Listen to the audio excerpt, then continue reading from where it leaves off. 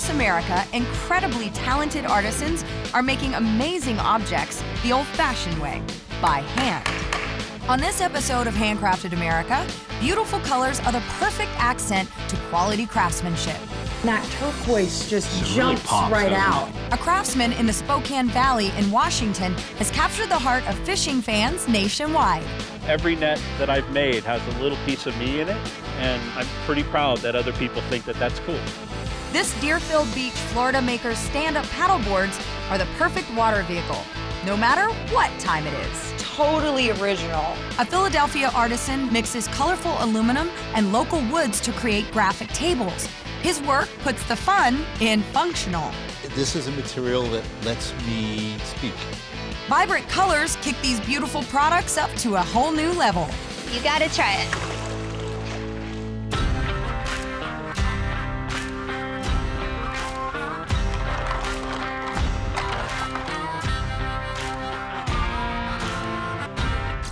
When you're fly fishing in a river like this one, a net like this can be the difference between a fish tail and the catch of a lifetime. In eastern Washington, the Spokane Valley is an outdoorsman's paradise. Usually this is where I'm away from everybody right here. This is my happy place. So it's the perfect spot for Denny Carson. I've always loved woodworking and fishing, mostly woodworking because it's such a challenge, and fishing, I think, because it gets me outside.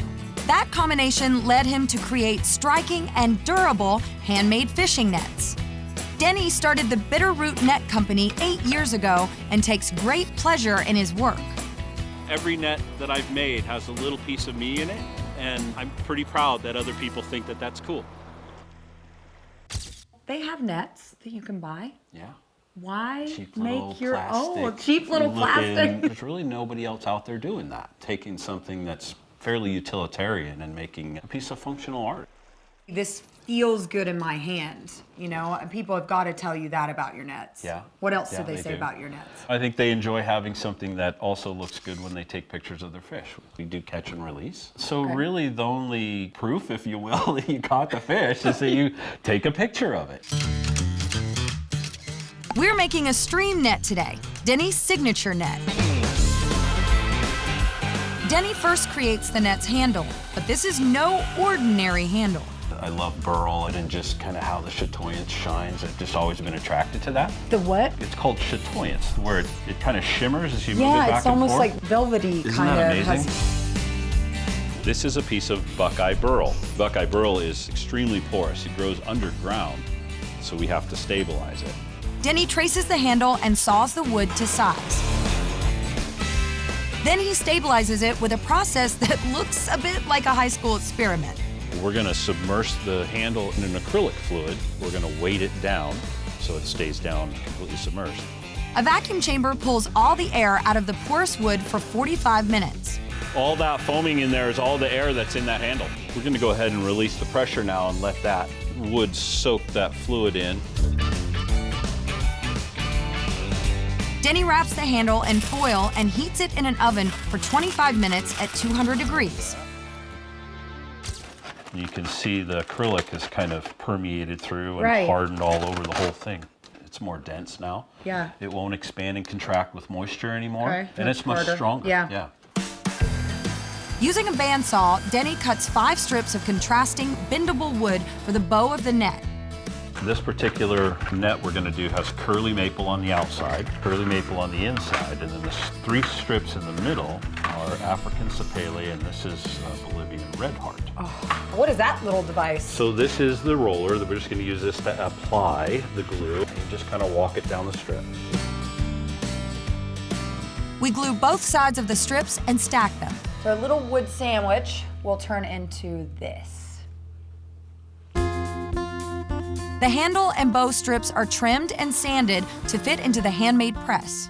This is a critical part of the It process, is. right? Very much so. All right, so you show me how to do this. We're going to put this and kind of center it here right at the top of the hoop. Okay. And then we're going to take this part of the press and literally just push it all the way down until it seats. There you go. Keep going. Okay. Nice. Keep going. Well done. Denny glues the sides of the net to the handle and clamps it all together to dry for 3 to 4 hours. Just kind of lift it straight up. There you go. Denny sands all of the glue off of the bow and flush trims the handle. He then carefully shapes the strips on a router table to round the edges. Now we're to one of the coolest parts of the whole build, and that's doing the inlays. And we put these into natural bark inclusions. There are spots that are going to have to be filled or removed anyway. They're weak wood. We've removed the knot out of there, and we're going to put the turquoise in there. Why turquoise? That blue just really looks good in most woods. Denny applies glue to the turquoise and waits for it to dry. Then he sands it all flush with the handle's surface. Next, he drills holes around the circumference of the hoop, which he'll use later to lace on the net. He adds a rare earth magnet to the top of the net's hoop. Each one of these little guys gives us about 15 pounds of carrying capacity for the net. So it holds on really, really well. And that way, when you need it, you just reach down and you've got the handle. So much easier that There way. it is. This is a really, really fun spot. Probably my favorite. Even though it looks pretty nice now, It does. when you put the finish on there, it just really opens it up. Oh, look at the depth in there. There's so many different colors. And that turquoise just So it jumps really pops, right doesn't out. it? Yeah, it does. Denny applies 2 coats of tung oil sealant.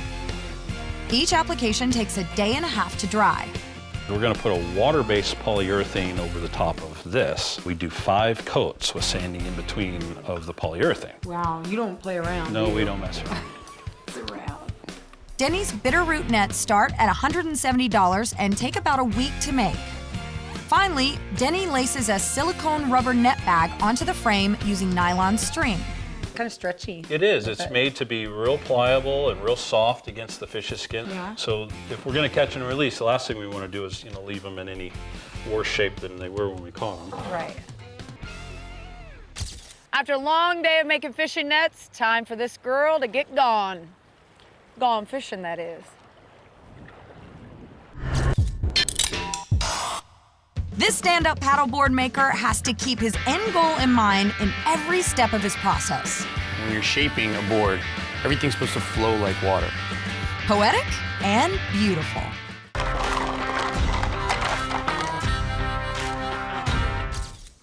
Stand-up paddleboarding is becoming more and more popular in the United States. And today I get to hang loose with one of the nation's top artisans. And every single board he makes is a piece of art. Deerfield Beach, Florida is a town that loves its water. And here, paddleboarders have plenty of places to get their ride on. It's more like a vessel without a motor, just like a canoe, or maybe you're taking a stroll on a bike. You're just going to use a waterway instead. Heath Vanden Bogart is a one-man band who builds high-quality, custom-made paddleboards. He lets each client design their own board, from state seals to custom colors. I create a board for someone that loves the product that they designed. Sort of me taking my artwork and saying, what do you want? And designing it to exactly what they look for in a paddleboard. Heath started building his own boards in his 20s, but a job repairing surfboards at age 12 is what got him going. I decided that if somebody's going to repair these things, I want to start repairing them. And repairing went into wanting to build them.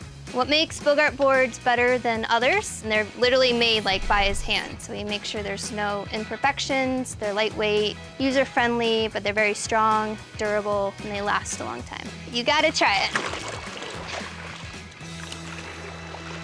I've actually never seen a paddleboard up close before. This is the first time. It's so big. I mean, I don't even know how a person like me could lift this up and take it into the water. All paddleboards have a center of gravity. That's where they usually put the handles. So Okay. if under the board, if you put both your hands like this, but underneath the board, I'll help Okay. you lift it up and you can see how light it is. I can't lift this.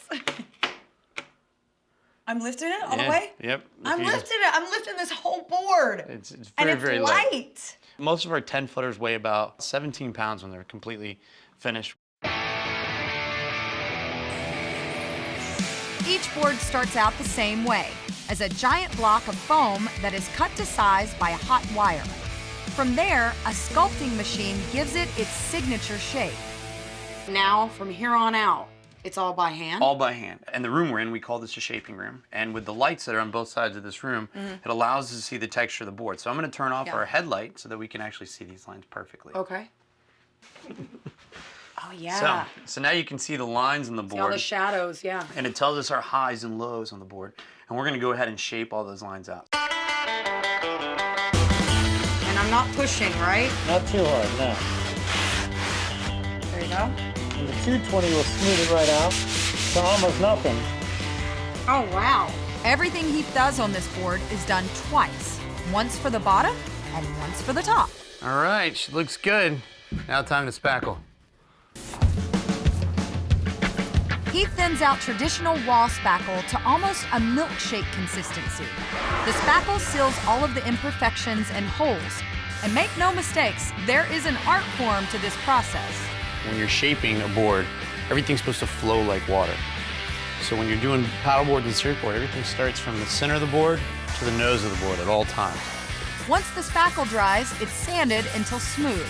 One of the things that sets Heath apart from other board makers is the custom graphics that his clients get to choose. I wanted to give you this little remote, and if you hold it up underneath the front, I can show you what it does. Just push the on button. All right. It's like a TV remote here.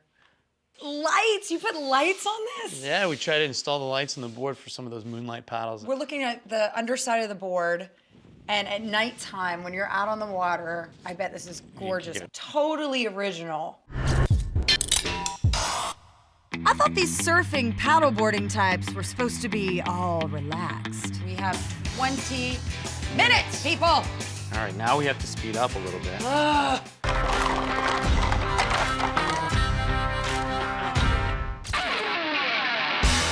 In Deerfield Beach, Florida, Heath Vanden Bogart is creating quite a buzz in the world of paddleboards. His made-to-order boards allow his clients to bring their personal style to every design. Before graphics can go down on the board, it has to be taped off. And while Heath makes it look easy, it's really not. Do the curve, and then right back down the edge of the board. Perfect. Now, That was not perfect, and you know it. He's being nice. Now we're gonna put our print on. This is the print I brought for you today. I love it. Look. Just some Very hibiscus. Hawaiian, huh? The graphics are printed from the computer onto rice paper, which is then laid over the board and adhered with glue. We want to try to keep the spray glue at a mist. We don't want it to land on the board because it actually will eat into the board. So we just want to mist the board. Okay. As we lay down our cloth, so we're going to start from one end and go to the other end. So you're going to start from there and pull towards your side.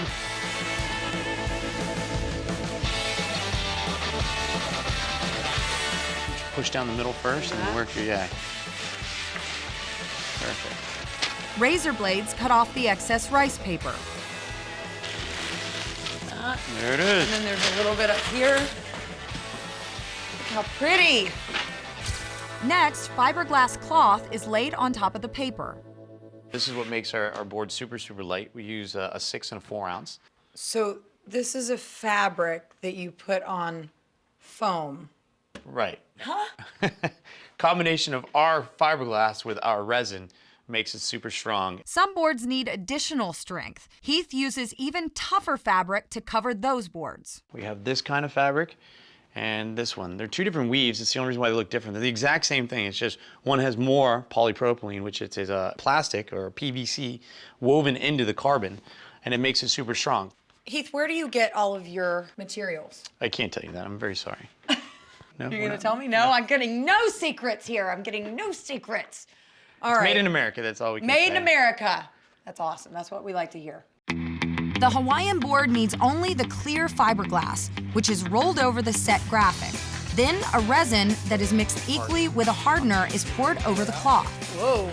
When you pour it out, you're gonna scoop it back into the bucket and scrape. Scoop, scrape. Scoop, scrape. The resin will harden in about 20 minutes. So when Heath says scoop and scrape, he means it. We have 20 minutes, people. Roughly 20 minutes. 20 minutes, that's it. Scoop, scrape. Scoop, scrape. All right. Yeah, there you go. All right, now we have to speed up a little bit.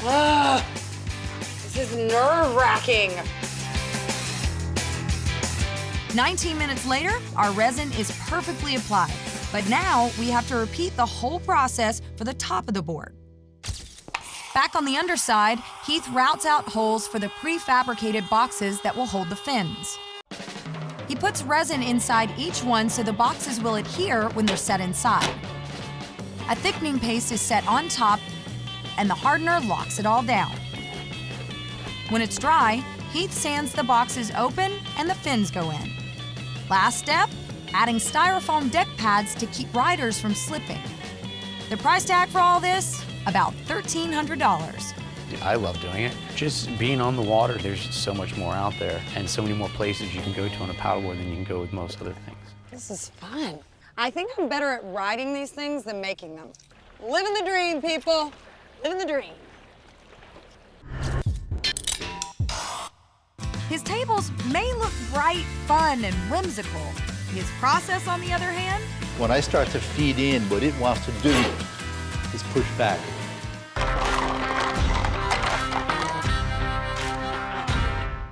When it comes to making furniture, our next artisan is turning the tables on tradition with mixed media and color.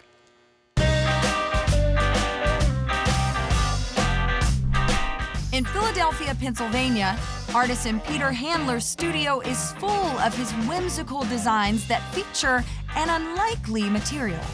For most of us, the image of aluminum is a basic one. Peter sees it differently. This is a material that lets me speak. About half my work is wood and half is metal, and I love combining the two of them, and they can go together beautifully. Peter's path to furniture maker wasn't exactly a direct route. My undergraduate studies were political science. I was a jeweler before I was a furniture maker. Peter switched from little pieces of jewelry to large pieces of furniture in the 1980s when an interior designer suggested he try to work bigger. And work bigger he has. The table that we're making today is It's a side table for some clients, so my next thing is to design a piece. He first draws a sketch of his design to give his clients an idea of the finished piece. Then a drawing is created on the computer. And there it is. That's the table we're gonna make today. Peter has glued several planks of cherry wood together and sanded it smooth to create a slab for the tabletop. He's chosen cherry for this product because the color of the wood won't fade over time. I try to work with Pennsylvania hardwoods as much as possible. We have more hardwoods in Pennsylvania than any other state in the country. Okay, so we have our tabletop. Yes, we do. Peter uses an edge sander to smooth the sides. Constantly just doing a slow... Constantly moving, otherwise you get flat spots. Once the wood is sanded, it's finished with a varnish strong enough to fight off any stains. Peter repeats the same process to create the bottom shelf. Then we move on to making the aluminum legs. Oh, this is heavy. People think of aluminum as light because they're used to a Soda cans. soda can, which is and- about as thick as a hair. Yeah, like I was thinking this was gonna be really light, but it's not. It's very substantial. It's the same aluminum that airplanes are made out of.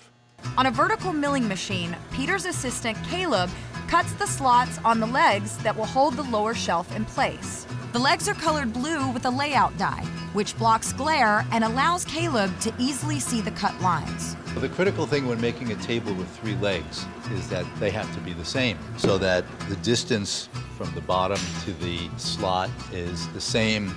All this cutting leaves a lot of jagged edges that have to be smoothed over. This is called a shaper. Okay. It's basically a router.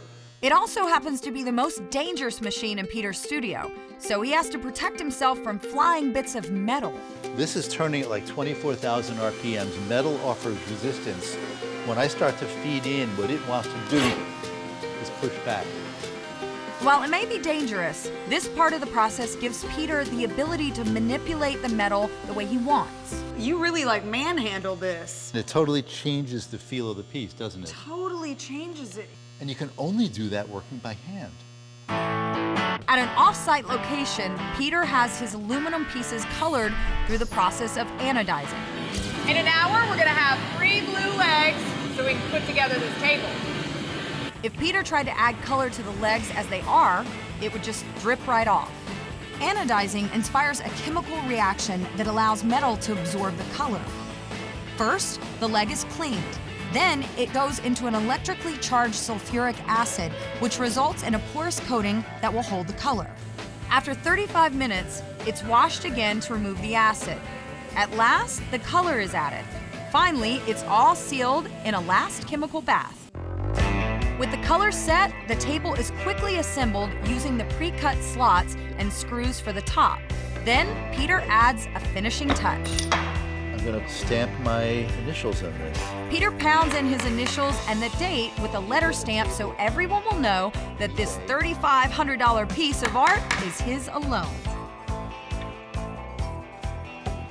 Ta-da! I love making furniture. I love designing it. You know, I enjoy the process of making things. That's why I got started doing this. Yeah, this is comfortable.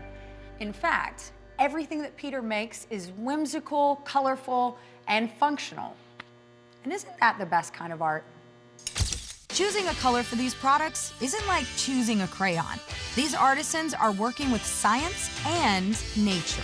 The complexity of different colors and patterns in nature is far more superior to anything we can create. Cherry is one of my favorite woods. The older it is, the more color it gets. And it goes very well with the aqua color. It makes the blues bluer, the colors brighter. That's what we call planning. Give these artisans a blue ribbon for handcrafted artistry.